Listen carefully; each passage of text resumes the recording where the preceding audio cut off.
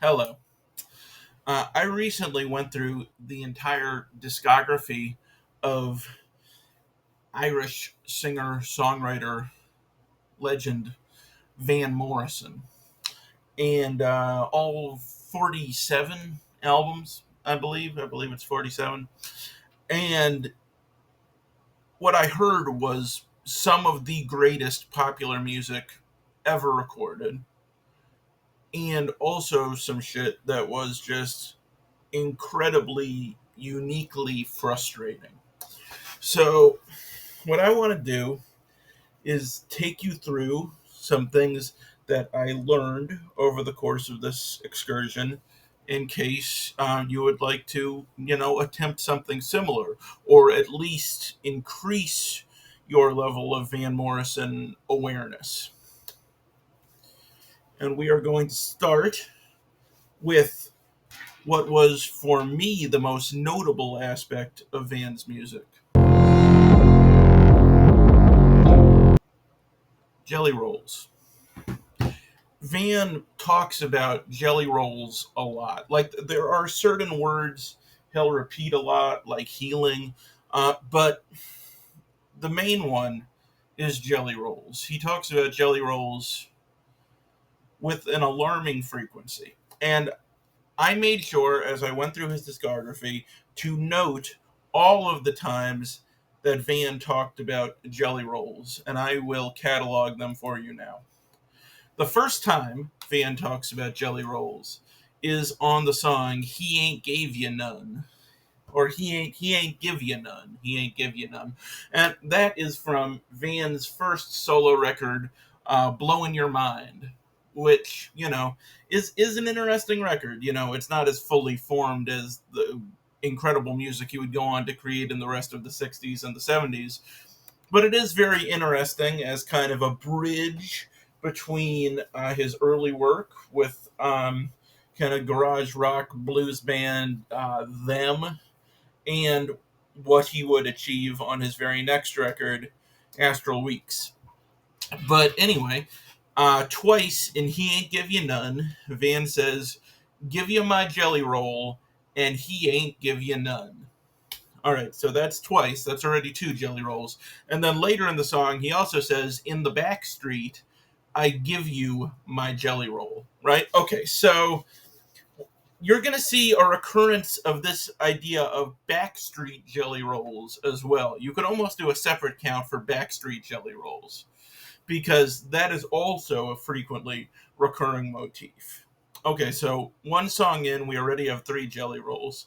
Then we get to one of his most jelly roll heavy songs, which is the beautiful "And It Stoned Me" from Van's excellent, I believe, 1970 record, Moondance. And of course, he says in the chorus of that song, there's a jelly roll in the chorus. He says, "It stoned me to my soul, stoned me just like jelly roll." What does that mean? We'll come back to it. Regardless, now we are up to 7 jelly rolls. Now, we don't get another jelly roll for a little while in Van's discography. The next one is on his, I believe, 1980. Is it 1980, 1979? 1979. His album "Into the Music," which it sounds suspiciously similar to "Into the Mystic," but there is no connection. "Into the Mystic" is not on "Into the Music"; it's on Moondance. But anyway, on "And the Healing Has Begun," and this is a very special case because this is a crossover between the healing songs and the Jelly Roll songs. I believe this is the only time that happens. So on this song, he says, "Now if you just open up a little bit and just let me come on in, some backstreet jelly roll." And then he says, "Oh, baby, now you just let me ease on a little bit. Dig this backstreet jelly roll, and the healing has begun." Okay, so we're up to 9 jelly rolls.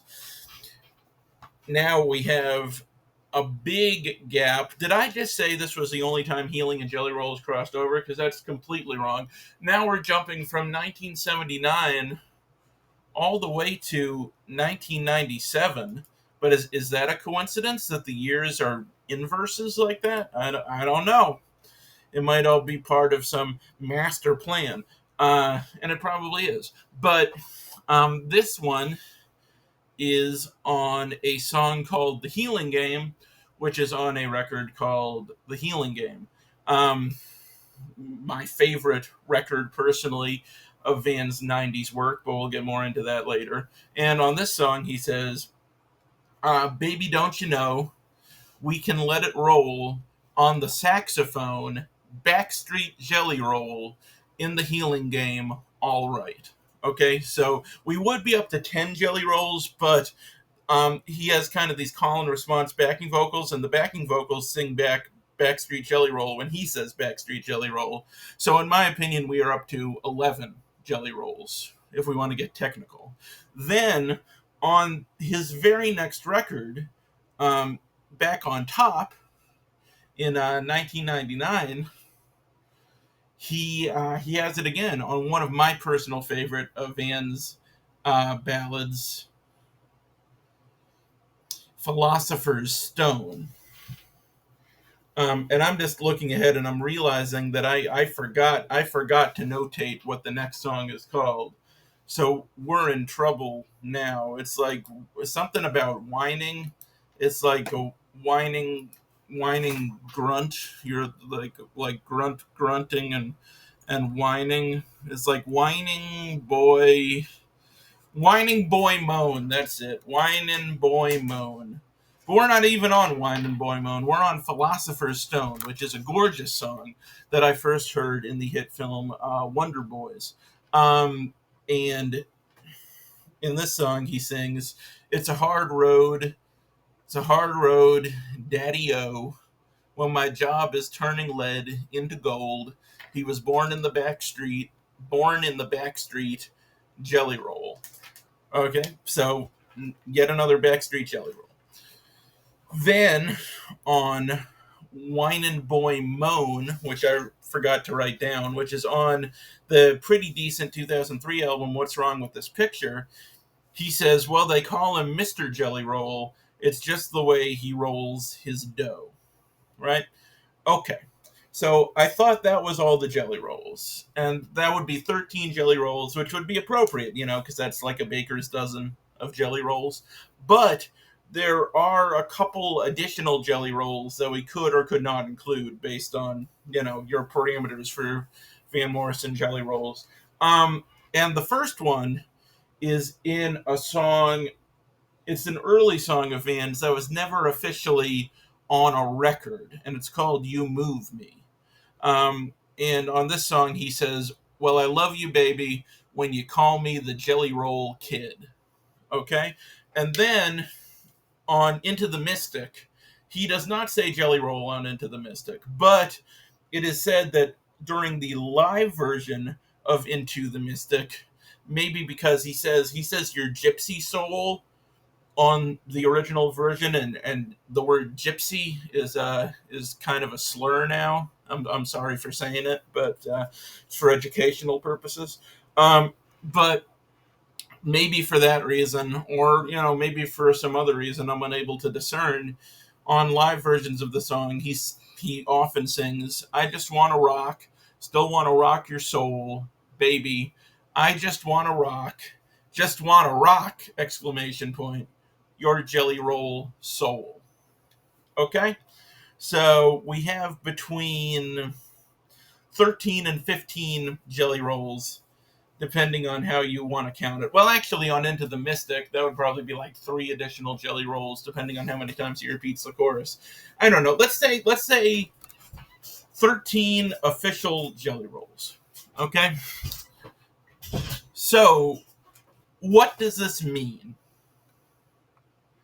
Right? Let's look at the evidence. Now, this is blues slang. Van is a big fan of the blues. In fact, on one song on his 2021 latest record project, or was it 2020? I don't know. He says that he was born to sing the blues, and I actually disagree with that because I find his blues material to be like way less engaging than the rest of his material, and I think there are people out there who are way better at singing the blues than him. But I digress. So it's blues slang, so that's pretty open and shut, except in almost every single example, pretty much every example I can find, Jelly Roll in a blues context refers to female anatomy, right? Okay. So the complicating factor there, I mean, there are a number of complicating factors. He keeps saying, for example, I'm gonna give you my Jelly Roll, right?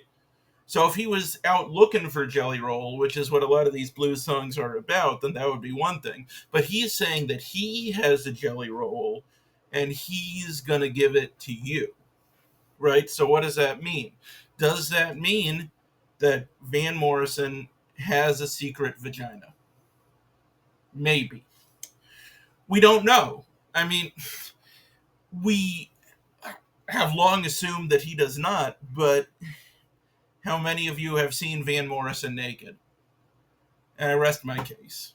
And I just want to say that, Van, if you do have a secret vagina, you can be open about that now. I know that back when you were starting out, that kind of thing, could have caused some controversy or what have you. But it's 2025. So, Van, if you have one, just feel free not to hide it anymore and just be yourself. I think that'd be more than fine with all of us. But if Van Morrison does not secretly have lady parts, then we have to move on to another theory, which is that Jelly Roll just kind of is like a general word for like intercoursing, you know? And this is probably the case, but there are some complications to this. I mean, this is definitively, from what I've seen, not the way it is used in the blues context. This is not the slang meaning of Jelly Roll in all of those old songs. So Van would either have to be altering or misunderstanding the original context of the term to have it just refer to, getting it on, but that's probably his intention, but we'll get more into that. Another theory that I have found is that Jelly Roll is a slang term for heroin. And in fact, I found this whole Wikipedia argument where people going back and forth talking about whether it's like sexual meaning or a drug meaning. And we'll get into that a little later. So it is possible that he's talking about heroin. And, that would feed into the whole Backstreet Jelly Roll thing because, that's where you're going to go to score your heroin. You're going to go to the back street away from prying eyes. That's where those kind of deals are done from what I understand. And the other option is that it's referring to jazz. It's referring to Van's childhood discovery of jazz legend Jelly Roll Morton and kind of the effect that had on him and him recalling the power of that music. So, I mean, if we go through one by one, give you my Jelly Roll, he ain't give you none. In the backstreet, I give you my Jelly Roll. That can, that can just be the doing it explanation.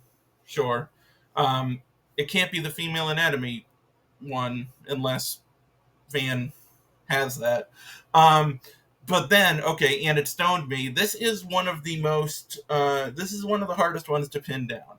It stoned me to my soul, stoned me just like Jelly Roll, right? So he could be talking about, the transformative power of of making it with a lady. I'm very repressed. I don't like talking about this stuff, but it's necessary. It's necessary to get this all out in the open. So we're gonna fight through it. We're gonna do it. So it could be that, or it could once again be him recalling the power of music when he was a boy and how he felt stoned listening to this jazz music. Um, it is worth noting that on genius.com, where I pulled these lyrics from, Jelly Roll is capitalized, but that's not necessarily an authorial intention. That could just be the person who was transcribing. um okay, now on And the Healing Has Begun. This is another one that could just be doing it. Just open up a little bit, let them come on in for some Backstreet Jelly Roll. You can see how that would be that.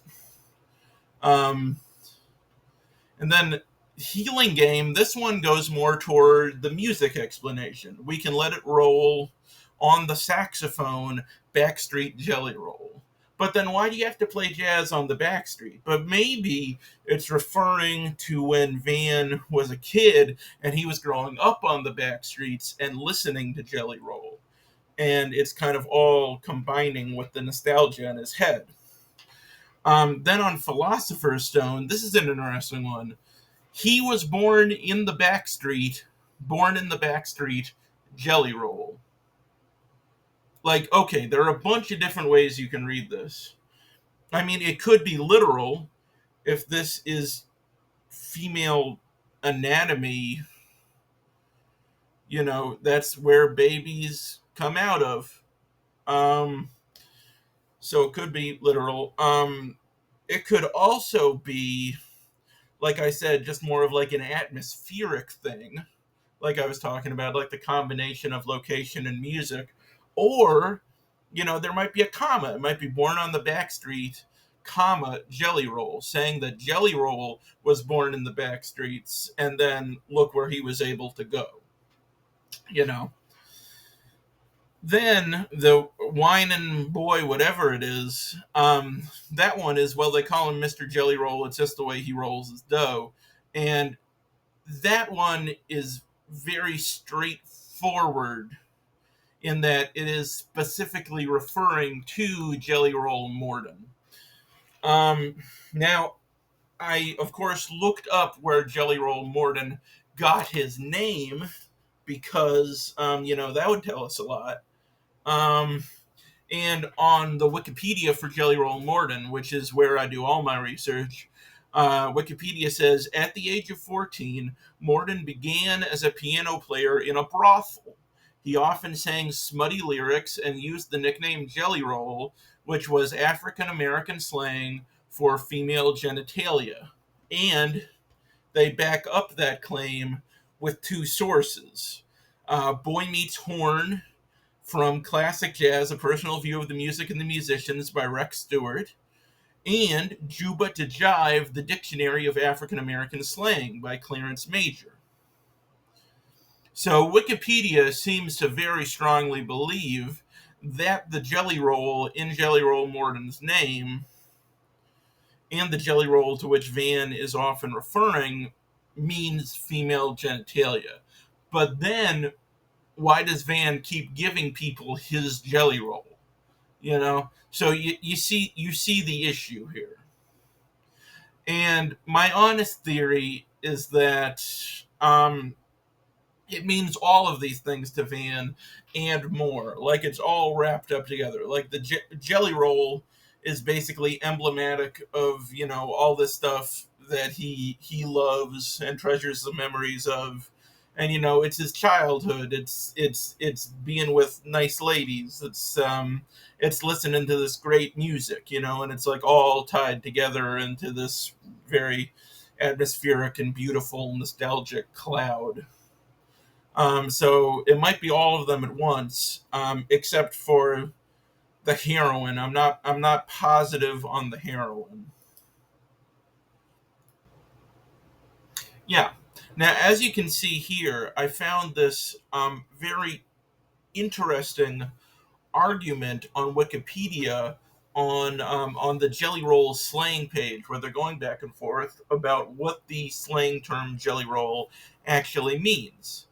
So this person here says Jelly Roll is traditionally used as a slang term for heroin, not sexual parts. The hidden meaning was always heroin. References such as Mama said you got to get off the sweet Jelly Roll, or Jelly Roll killed my pappy, or I got a sweet jelly to satisfy my worried soul make much more sense as heroin than sexual parts. And then this person says, go ahead and add that information in, assuming you can find a good source. Personally, I'm dubious that the term always means anything. And I think that's true. I think it means different things in different contexts, at least for Van. But, now we're seeing that, maybe sometimes in some of these songs it can stand for heroin, or some kind of illicit substance. This person up here says, I would like to add the comment that since heroin wasn't invented until 1898 by Bayer and didn't become a scourge until after that, the criticism below is misguided. And if you listen to jazz and blues records, the songs aren't about heroin, they are definitely about sex. I would say the edits claiming it is about heroin are incorrect. And this argument continues down the whole page.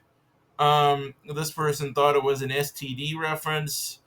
This person says, I don't think that Mingus's or Van Morrison's use of the term Jelly Roll was a sexual reference. In both cases, I think the reference was to Jelly Roll Morton, who was an early jazz pianist. And I said that some of these references are clearly referring back to Jelly Roll Morton, and that it might be, when it's not a literal thing, it might be more of like an impressionistic thing.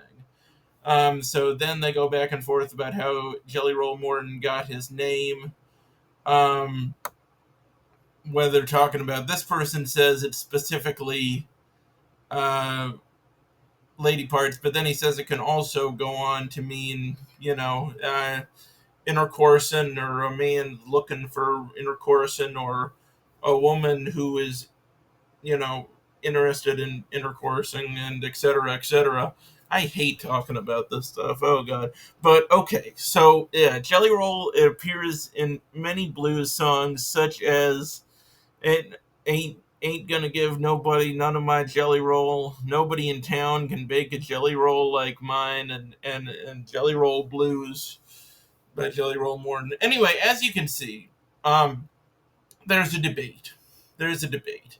And I think this person, what's their name? Tither? I think Tither is right on the money. I think there are different situational uses of the slang term Jelly Roll. And there might have been one unified definition at one point, but that's clearly been, corrupted or updated by people using the term as they see fit.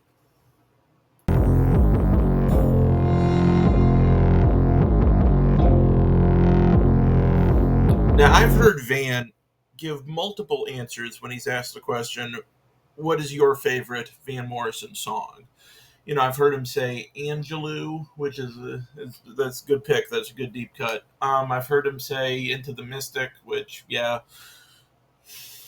But no matter what he says, we know conclusively that Van Morrison's favorite Van Morrison song is Close Enough for Jazz, because Van Morrison has recorded Close Enough for Jazz no less than 4 times. And, like, I'm not even talking live albums or anything like that. Like, 4 fully produced, rearranged studio versions of Close Enough for Jazz. And you might be thinking, wow, if he keeps returning to that song, if he's so fond of it, it must be like some great song. Why haven't I ever heard of it? And it's not. It's like a goofy bullshit track. Like, it's not a bad song, but it's very mid. You know, it's nothing special, and it's interesting to kind of try to parse why does Van love this song so much? Why does he keep returning to this song? What are his motives? Close Enough for Jazz first appears here in 1993 on the album Too Long in Exile. It's near the end of the record, and as you can see, in this incarnation, it's quite short. It's 2 minutes and 39 seconds. Definitely the shortest song on the album, but a lot of the songs on this album are way too long, so I appreciate the brevity. But yeah, in this first incarnation, the song is actually an instrumental. And it's like a nice, sprightly instrumental. You know, it's not going to change your life, but it's definitely one of the more pleasant aspects of what is, spoiler alert, a very boring record. And then we go years. We go many years. So this is 10 years. We go slightly less than 20 years. We go to 2012 when Van Morrison records the song again on Born to Sing, No Plan B. Now, in this version, it's slightly longer. It's about a minute longer, 3 minutes 45. And this time, it has lyrics. Now, the lyrics to this song, I didn't plan to do this. I probably should have, but we should explore the lyrics to this song. So I'm just gonna look it up on my phone, and this is just gonna be dead air. So I'm just gonna keep rambling until the lyrics are on my phone. Have you guys ever listened to Van Morrison? He's pretty good. All right, I found him. All right, no use feeling sad, no use staying mad. Better when you're glad. You can be there in a heartbeat when it's close enough for jazz. Glad with what you have, even if it's half, empty in the glass. If there's room to move your elbows, then it's close enough for jazz. And then there's a bridge. When you're not in a hurry, when things may turn around, never give in to worry. Try looking up, not down. Don't frown. Close enough for jazz. Is it Purcell? Is it Daz? I have no idea what that means. Those are names. That's a reference to someone, but I have no fucking clue who it is. Well, it doesn't really matter when it's better on the inside and it's close enough for jazz. So, what does that mean? I don't know. I think what he's saying is that, jazz, he views jazz as like this breezy kind of loose thing. Like when he's incorporating jazz elements into his music, he feels like a little more relaxed. Like he doesn't have to be so regimented in his songwriting. He can get loose and do some scatting or whatever he does, whatever jazz people do when they sing a song. So I think that's what he's going for, but it's a little hard to tell. It's also tied to um, letting go of the things that are burdening you, and this is clearly something that jazz does for Van. When he's feeling sad or angry or pessimistic, he can, put on some jazz, or in his case, perform some jazz, and it'll make him feel better. I think that's what he's trying to say. So then we get the next version of Close Enough for Jazz pretty quickly, after only 5 years, on the album Versatile. It is on Versatile, right? No, it's not on Versatile. It's on You're Driving Me Crazy. I'm good. I'm good at research, and my brain isn't full of holes. But yeah, here it is. It's on You're Driving Me Crazy, and this is the longest version so far. This is 444. So as you can see, this song is experiencing an exponential rate of growth. Every time Van comes back to it, it gets longer and longer and longer, and eventually it's going to swallow the entire universe. But this is probably my favorite version of the song. I kind of enjoy this record. It's got a nice vibe. He does it with this trumpeter and an organ player, Joey DeFrancesco. And I just really like the musicianship on this album, and I think it brings something out of Van. Like, he really, it sounds like he gives a care on this one. And interestingly, at the end of this take, Van laughs, and they leave the laugh in, and we'll get back to that. And then the final version, I actually think, is on this record, which has no Wikipedia page. It's new arrangements and duets. And as you can see, no, I don't want to subscribe to the goddamn Van Morrison newsletter. Get out of here. Get. I can't click a little X. My brain is dying. Um, yeah, it's on here. It's with Curtis Stiggers. Who is Curtis Stiggers? I don't know. Good news, everyone. I found Curtis Stiggers. And all you have to do is go to the Spotify page for new arrangements and duets. And you can see that this version of Close Enough for Jazz is going back down again. You know, we reached the apex with 4 minutes 44 seconds, and now we're going back down to 3:37. So we're going in the right direction, and I'm a little less concerned. But then who's this guy, Curtis Stiggers? I don't know. He's this guy. He does, I don't know, like, it looks like he's like a crooner, perhaps, or maybe he's trying out a little blues at times, and I don't know. I don't know what's going on here. I don't know what the story is here. Um, and well, he has another album cover that I enjoy very much, and it's this one, and I think this is incredible. This is an incredible work of art. Like, look at this little guy, and they got the Santa hats photoshopped on him, and look at him, he's so cute. Oh my god!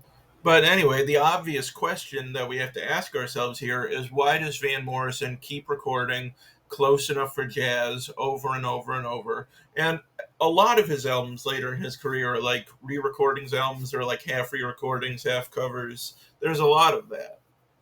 But Van has recorded no other song 4 times.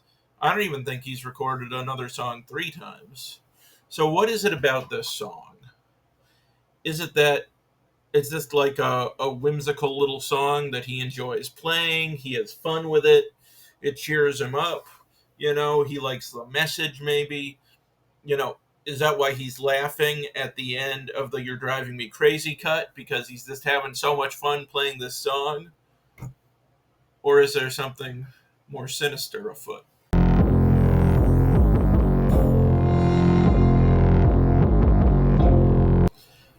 Fun fact, that GIF is from the film Troll 2, so technically that was a goblin. Just so you know. But yeah, I think this is a question that's absolutely worth asking. Is Van doing all of this because he sincerely wants to pursue these various musical avenues, or is he doing some of this to actively piss people off? And this wouldn't have very much merit as a possibility, if Van had not pulled off one of the greatest acts of trolling I've ever seen. So, Van used to be on this label called Bang Records, and he recorded a number of his most beloved songs for them, including versions of Brown Eyed Girl and Madam George and TB Sheets. So I might be the only one who loves TB Sheets. Um, but yeah, after a while, he got very unhappy, especially with the way his first album was treated. It was kind of, I guess, put together the track list and the cover and everything and the title and all of that without his approval, and he was all pissed. So he decided he wanted to get out of his contract and sign with somebody else. But he still owed the label a number of songs. I want to say it was like 30 something songs. So Van booked some studio time. He got in there with an out of tune guitar, and he recorded 30 something songs. And this is what they sound like.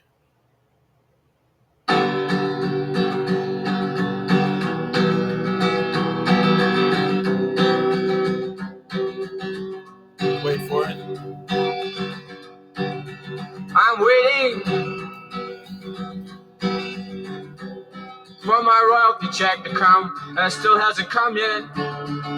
It's about a year overdue. I guess it's coming from the big royalty check in the sky. And then there's this one. I can see by the look on your face that you've got ringworm. I'm very sorry, but I have to tell you that you've got ringworm. And then there's this one.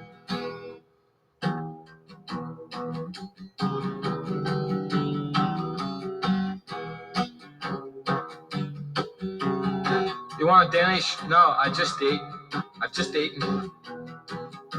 you want, like, I want some bread up front. Oh, bread up front? You want a sandwich? Have a Danish. You want a sandwich? Yeah. And it just keeps going like that. And I love it very much, and it's hilarious.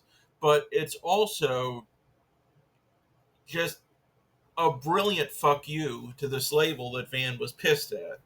And it makes me think. I mean, Van, for lack of a better term, Van can get a little cranky sometimes. It seems like it doesn't take a lot to piss Van Morrison off.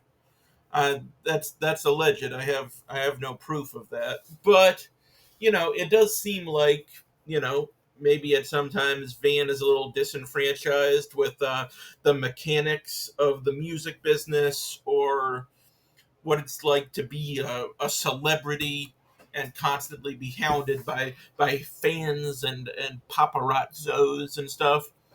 And so,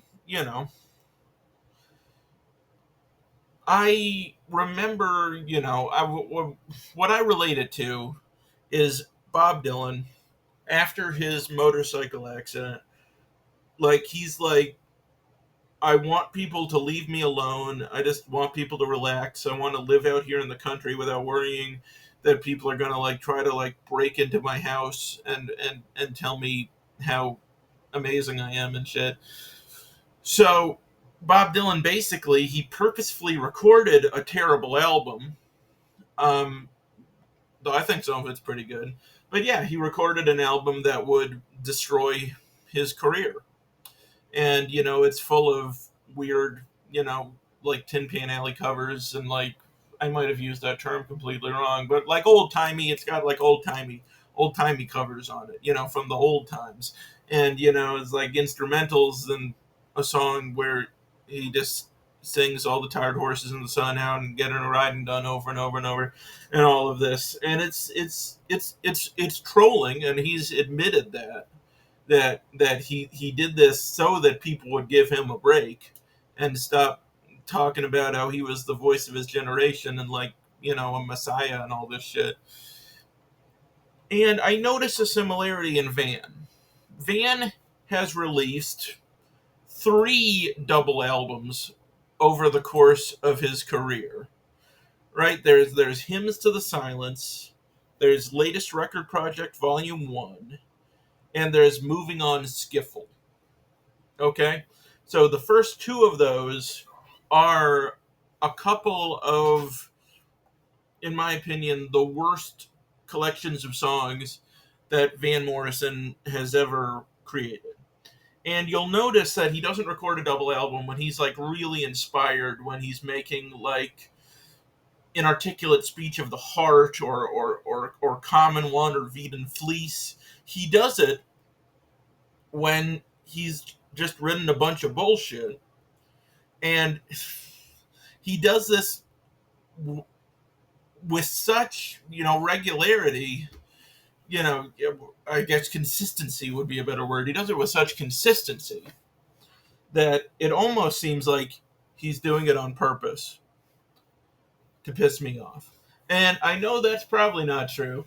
And moving on Skiffle, I enjoyed some of moving on Skiffle. It's a fine little like lark of an album. It does not have to be 90 minutes long though. We don't need a 90-minute Skiffles covers album from Van Morrison, do we?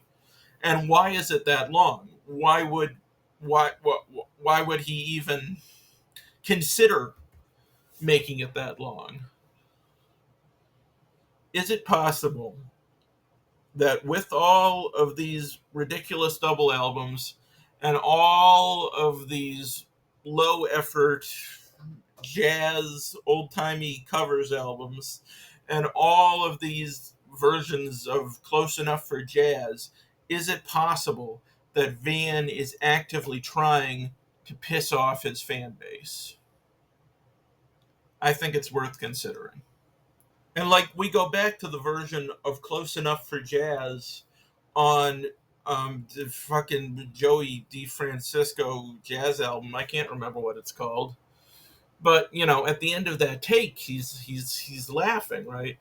And we ask the question, why is he laughing? Is he laughing because he just had a fun, nice old time? Or is he laughing because he's performing this giant meta joke on his audience for like 30 years where he purposefully tries to drive them insane?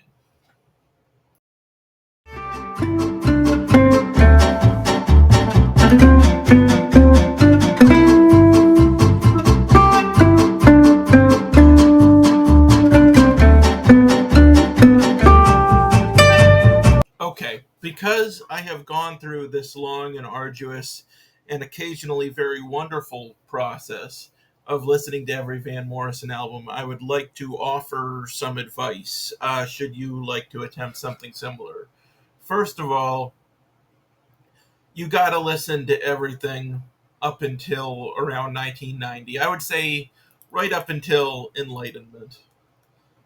I mean, you've got some of the greatest popular music of all time here. You've got Astral Weeks, you got Moondance, his band and the Street Choir, St. Dominic's Preview, Veedon Fleece, and that's the stuff that's like unimpeachably great. Tupelo Honey, and then after that, he gets into a series of albums that are maybe a bit undervalued, but still contain wonderful stuff like Wavelength, Into the Music, Common One, An Articulate Speech of the Heart, Poetic Champions Compose.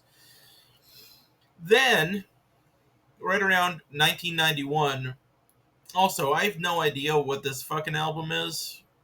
It frustrates me that it's here.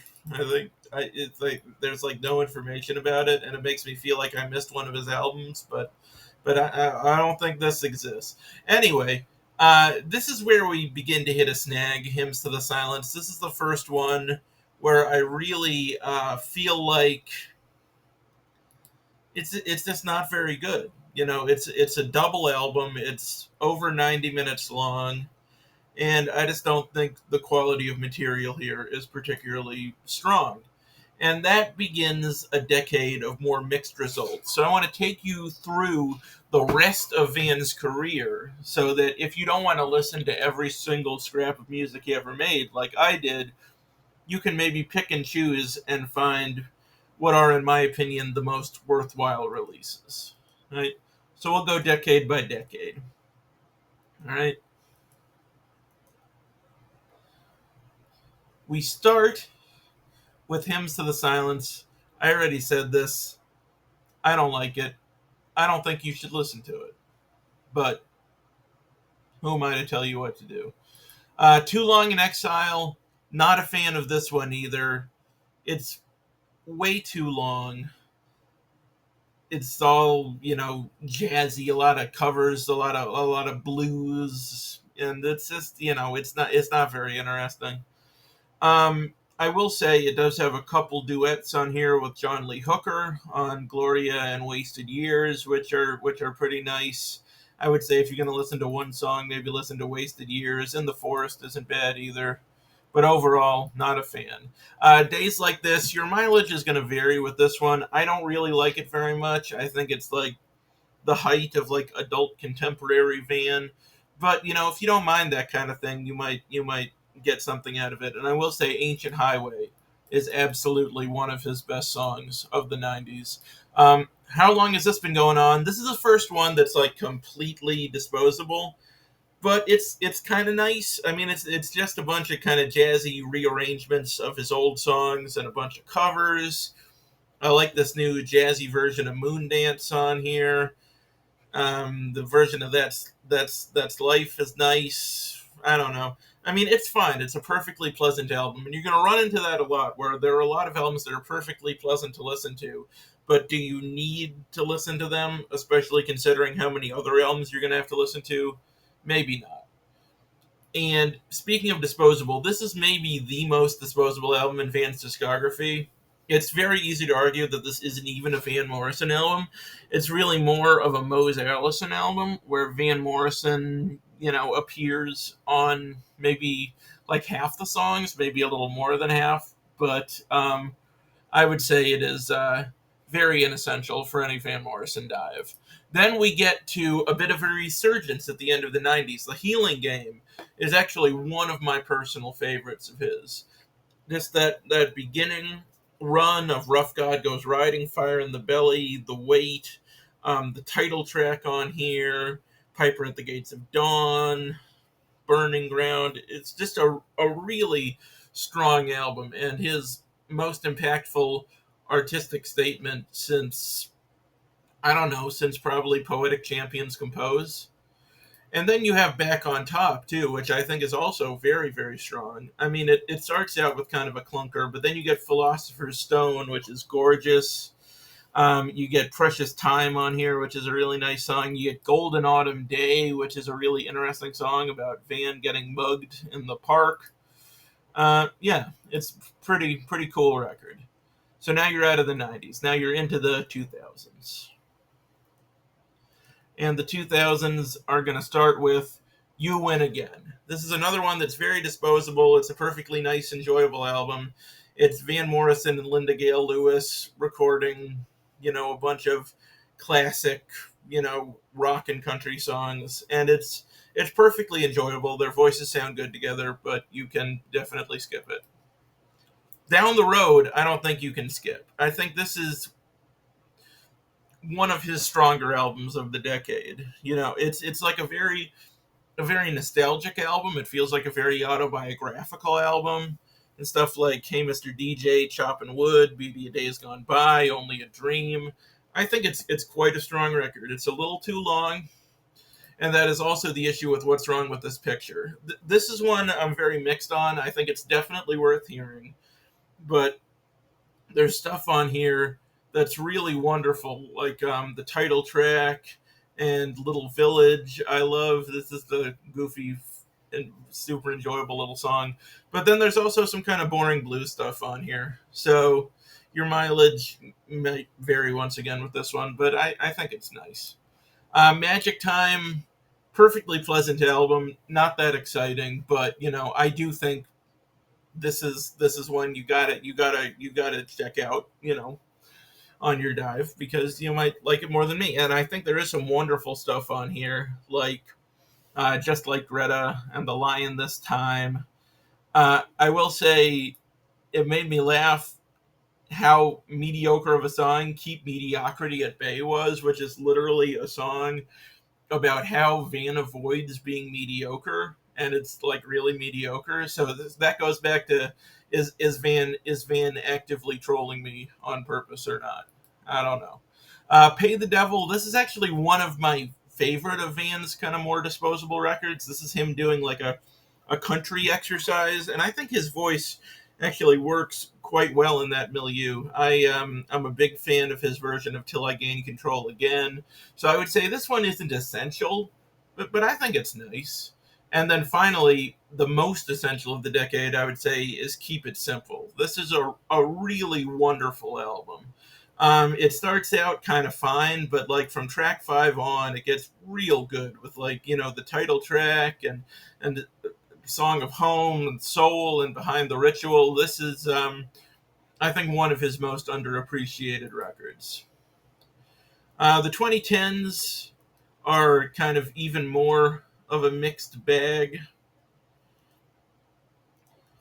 Yeah, this was a decade where he was recording a lot of kind of goof around, have fun with his friends kind of albums.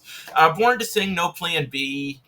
I'm not a fan of this one at all. This was, of course, the return of Close Enough for Jazz, and yeah, this one just did nothing for me. But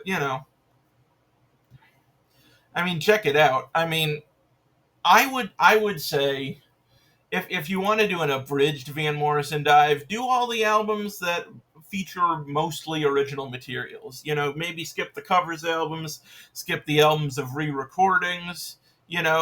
Do hymns. Why not? Do Too Long in Exile. Do Days Like This. Then skip to the Healing Game, Back on Top. Then skip to Down the Road, What's Wrong with This Picture, Magic Time, Keep It Simple, Born to Sing, I guess. Then Keep Me Singing. Then you can skip all the way to, I guess, maybe The Prophet Speaks. Definitely Three Chords and the Truth. And then I guess Latest Record Project Volume 1 and What's It Gonna Take. We're gonna get to those. And then you can skip to the new one, Remembering Now. So you can just do it that way. Or you can just not listen to this album because I don't think it's very good. It's up to you. His duets album, definitely one you can skip. I do like the duets he does on here with Bobby Womack and Mavis Staples and Taj Mahal. But that's mostly because they're just like really dynamic performers. They really enhance the material. But definitely not something you need to concern yourself with. Keep Me Singing is just a really nice album. He sounds like he's in a real good mood. In Tiburon, I think that's how you pronounce it, is my favorite. It's got this nice nostalgic glow to it. Roll with the Punches, incredibly boring, basically an album-long blues exercise.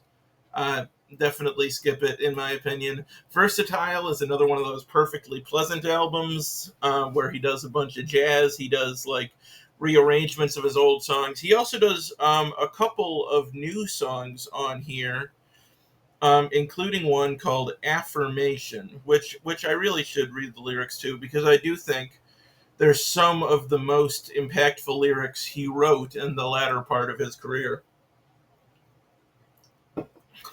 And they are: ring-a-dinga, ding-a-ding-a-dinga, ring-a-ding-a-dinga, ding-ding-ding, ring-a-dinga, ding-a-ding-a-dinga, ding-ding-ding, ding-a-ding-a-ding, ding-ding, ding-a-ding-a-dinga, ding-a-ding-a-dinga, ding-ding-ding-ding. Ring-a-ding-ding-ding, ding-ding-ding-ding, ah. Ring-a-ding, ding-ding-ding-ding, ding, ah. Ring-a-dinga, ding-a-la, dooba-doo-da, da-da, dooba-doo-da, ah, ah, ah. Poetry. You're Driving Me Crazy. Once again, I guess this is one of the more disposable ones, but I enjoyed this one. I thought this was a nice record. I really like the new version of The Way Young Lovers Do, and he does a duet with his daughter Shayna on Have I Told You Lately. It's a really nice version of that song. I do find it weird that he insists on singing like love ballads with his daughter. Especially the ones on Too Long in Exile. It's like, it's an odd choice of material in some cases, but it works. It works well here. I think it's nice. The Prophet Speaks is, you might have to listen to this one because it's like half originals, half covers. There are a lot of new songs on here. But this is another one that's really dominated by the blues, and I just do not enjoy it at all. And then you get Three Chords and the Truth, which I think is a really nice album. You should definitely hear this one, Days Gone By. It's a really nice song. And then we move into my least favorite Van Morrison era, the 2020s. And we start with Latest Record Project Volume 1. And this is not only my least favorite Van Morrison album, this is one of my least favorite albums of all time by anyone. It's got like three types of songs. It's got songs about how COVID is fake and it's just like the government trying to repress people and stop Van Morrison from going on tour. It has songs about how his ex wife was a jerk and she's trying to take all his money. And then it has songs about how Van Morrison is the only guy capable of like independent thought and the only one with the guts to stick it to the man. And then there are just kind of fun goof around songs, which are the only enjoyable songs on the record. Like songs like A Few Bars Early, Only a Song, Double Agent, Up County Down. These are like, you know, goofy little novelty songs, but they're just a break from just the oppressive toxicity, and that all culminates in Why Are You on Facebook, which really kind of has to be heard to be believed. And then he kind of doubles down on that on What's It Gonna Take, um, where I think the toxicity reaches its absolute peak on this record. But I do think near the end he becomes a little more self-aware, and on tracks like Fear and Self-Loathing in Las Vegas and Pretending especially, he kind of takes himself to task a little bit and is kind of just like, why am I, so why am I so sad? Why am I so angry? How have I got into this place? So when I listened to this during the COVID era, when I was already in a really bad headspace, this made me really sad and really angry, and I just couldn't deal with it. But listening to this album again, divorced from that time, I could have a little more sympathy for Van. And I could be like, okay, you were going through something weird in your brain. We all kind of were then. Nobody was really acting like themselves at that time. And this is the weird ass way you coped with it. I mean, it's a little hard to excuse because he was spreading misinformation that could have potentially hurt some of his fans. But listening to Pretending, I kind of had this revelation where it's just like, I stopped being mad at COVID era Van and just kind of started to pity him and feel bad for him. So yeah, I mean, probably skip those two. Moving on, Skiffle, you can definitely skip. It's a 90-minute Skiffle album. I think his version of Green Rocky Road is actually kind of incredible. Like, it's maybe my favorite recording he made this decade so far, which is a little sad, but, it's also true. And then you got Accentuate the Positive, which you can definitely skip. A bunch of old-timey covers on here, like, yeah, Shaking All Over. His version of that's pretty good, actually. Blueberry Hill and Lucille and Shake, Rattle, and Roll. I think Taj Mahal shows back up on Shake, Rattle, and Roll. But yeah, you can skip that. What you absolutely cannot skip is his new album. And I had quite an experience listening to this album, remembering now, where it feels like, I was ready to write off Van after the COVID era albums, because he just seemed so unpleasant and so toxic that just listening to him had like become a burden. And this album is such a relief, on songs like Down to Joy and I Haven't Lost My Sense of Wonder and back to writing love songs. It just feels like he's ready to engage with the beauty of the world again. And it's like this kind of active apology. Like he writes songs about, I haven't lost, that thing that made me special, you know as he puts it, my sense of wonder. He's still capable of witnessing beauty and acknowledging beauty and creating beauty. And so to me, this was a wonderful end to the story, and I'm glad I was able to leave Van in this place with these two incredible tracks as well, Remembering Now and Stretching Out. Van can do this amazing thing sometimes where he does this like hypnotic, like kind of mantra like songwriting where, it's kind of repetitive and rambling, but it's like you get lost in it and it becomes very immersive and very powerful. And like that's something he does a lot on like Veedon Fleece and like Common One and a lot of my favorites of his.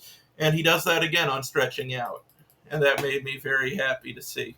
So I don't know how to end this video. It's already gone on for way too long. But I guess the pertinent question is, should you do this dive? Should you listen to 47 albums versus Van Morrison music? And I absolutely think you should.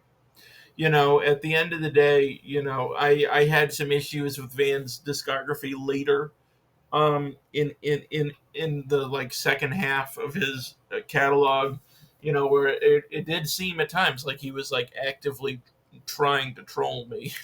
But his early records, like Astral Weeks and Moondance, his band, the Street Choir, St. Dominic's Preview, Veedon Fleece, they're they're like astoundingly good. They're really remarkable. And at his very best, I think Van was one of the all-time great songwriters in the history of popular music. I think that early on albums like Astral Weeks and St. Dominic's Preview, he was able to tap into that same thing that Bob Dylan was, where he was able to write these things that operated on this kind of strange and beautiful poetic logic, that just were kind of awe-inspiring, really. And then, as you get later into his career, it becomes much more inconsistent, in my opinion. But there are still these wonderful highs.